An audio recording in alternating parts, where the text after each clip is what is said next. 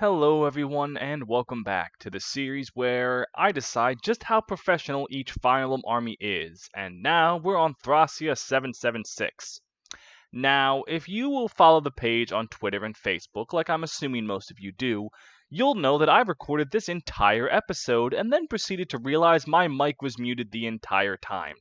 Needless to say, I hate myself. But you know what I don't hate? Talking about Fire Emblem, so let's get right into it. Now, the point system is simple. No points means you're just a bum off the street given a weapon and told to fight.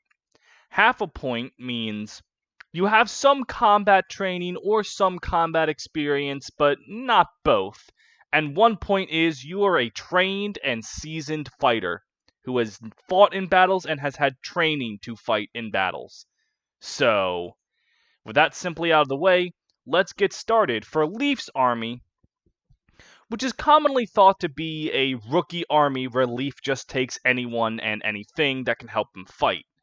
Now, while this is true, you're going to be surprised here, I think.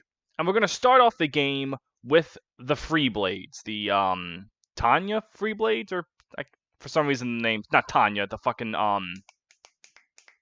the Free Blades, the mercenary, the militia. They all get a point. Literally every single one of them. Which is a very strong start, by the way. Because it's stated that all of them have had training from Avail, and literally at the start of the game, they're coming back from putting down a group of brigands. So all of them have training, and all of them are ready to fight. And Finn, he's fucking Finn. He deserves a point in every sense of the word. He is the best dad in Fire Emblem. Othin and Haval, or Havel, I don't know what localized names are. They're both trained axemen, probably the best board and cord archetype in the series, because they're both pretty damn good. Avail, I still don't know the logistics of getting Amnesia to become a swords master, but it's what we got. And then Dagdar, Marty, and Tanya are all trained and have fought before. I actually, and this army is actually full of adults, fun fact. Tanya and Othin are the youngest, and they're both 18. So, for the first time, no kids allowed in this army.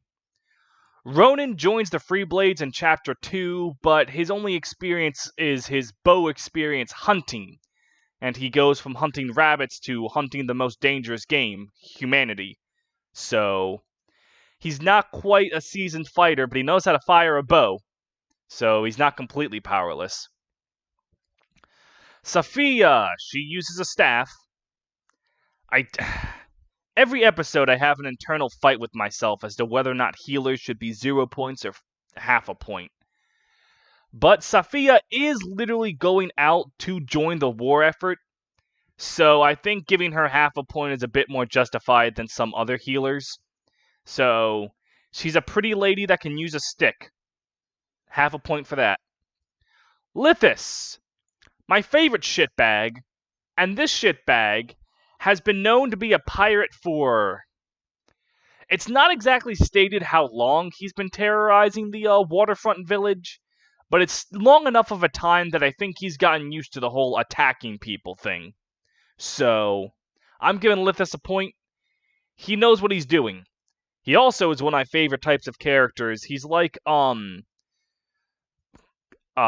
kind of character that's really good at bullshitting his way into good favor. Immediate characters I could think of are Buggy the Clown in One Piece. They aren't the most powerful, they just know how to twist words to their favor. So I love Lithis, good kid. Then the knights that come to rescue, Leif when he is imprisoned in the Manster Escape arc. They're all a point. Matcha, her husband Brighton, and, Dana. Right? Her name is Dana. Laura. Wow, okay. That is not a name. They're all trained knights. They all know what they're doing. Brighton I fucking love. One of the beefiest characters in the game, and Wrath is just so much fun. So, they're all powerful. They're all knights. They know what they're doing. Well trained. They're on a nightly mission. Like, come on now. Fergus and Karen are both a point as well. Fergus is a mercenary.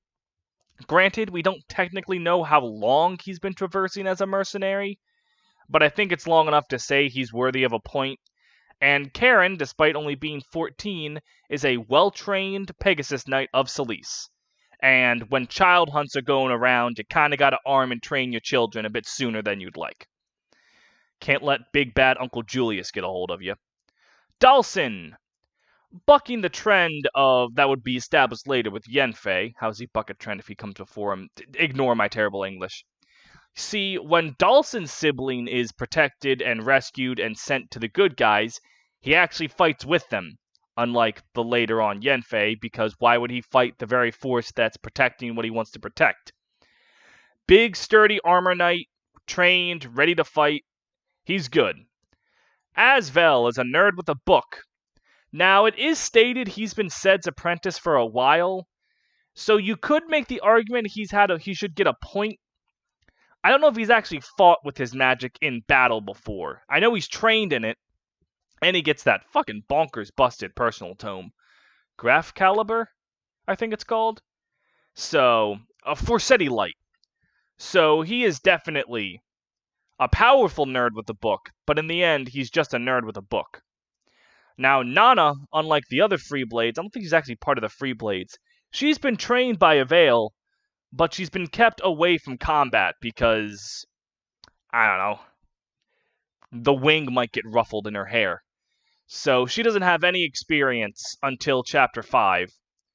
So, when Raedric forcefully throws her in an arena and says, get good or die. So, cowering behind a veil in Chapter 5 is not combat experience. So, better luck next time. Hicks! He's a point. He's an Axe Knight. You save his son, so he fights with you. He's not very complicated. He is probably the most Kaga character out of this entire game, because Thracia actually does a very good job fleshing out its characters with very poignant screen time, even if it's not much for them. Hicks is literally just he shows up and then never says a word again, so. But in that little bit that we know, he is a knight. So, good on you, buddy. Shiva is a mercenary, so he knows what he's doing. He, again, like Fergus, we don't know how long he's been a mercenary, but I think it's safe to say he's been a mercenary long enough to have been around the block a bit. So, we're giving him a full point. He is no stranger to combat.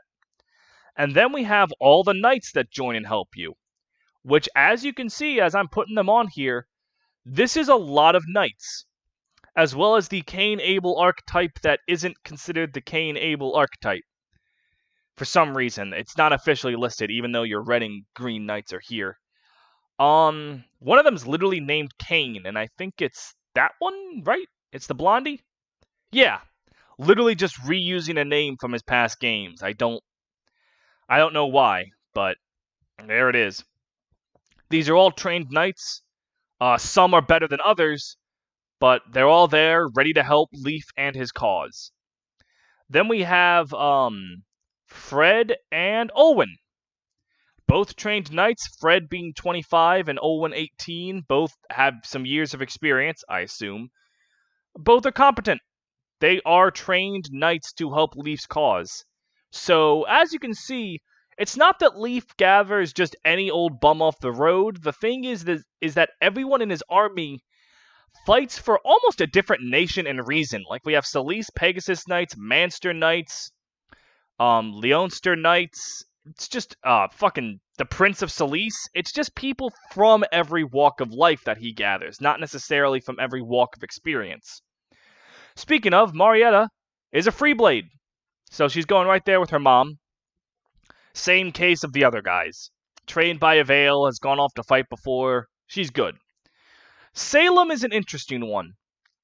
I'm putting him at 1 point because it's established he was with the Lopter cult for a while, and we know they've done some excursions. So I'm putting him at 1 point because I assume he's been in some battles before as a member of the Lopter cult, but I'm not certain. You could argue he should only get half a point.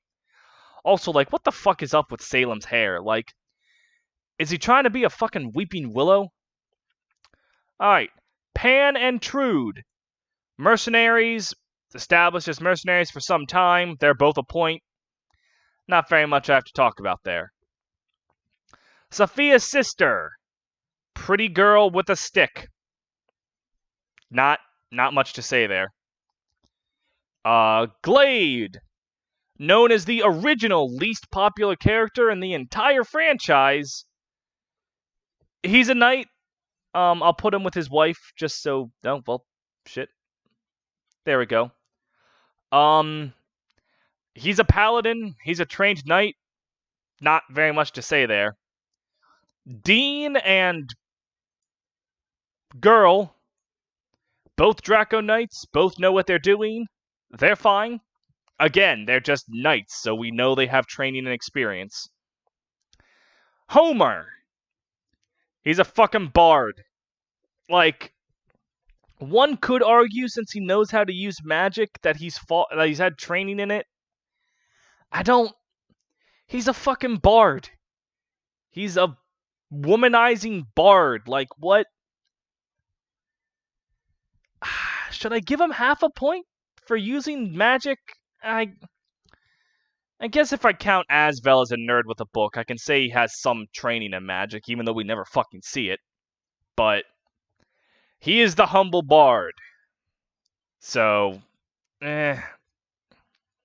Linoan, pretty lady with a stick. Nothing for me to elaborate on there. Someone whose name I forget. He's a mercenary, so he gets a point. What the fuck is your name? God damn, where are you? Ralph. Alright, Ralph. Then we have a knight. Again, nothing I really need to explain there. Like, as you can see, Thracia, and there's some very nice character designs. Like, I just like looking at all of these people. Again, except whatever the fuck Salem has going on with his hair. But he's a knight. Saluf, though, he bucks the trend of being a pretty man with a stick instead of a pretty woman with a stick. But the end result is the exact same. He is, in fact, just a healer.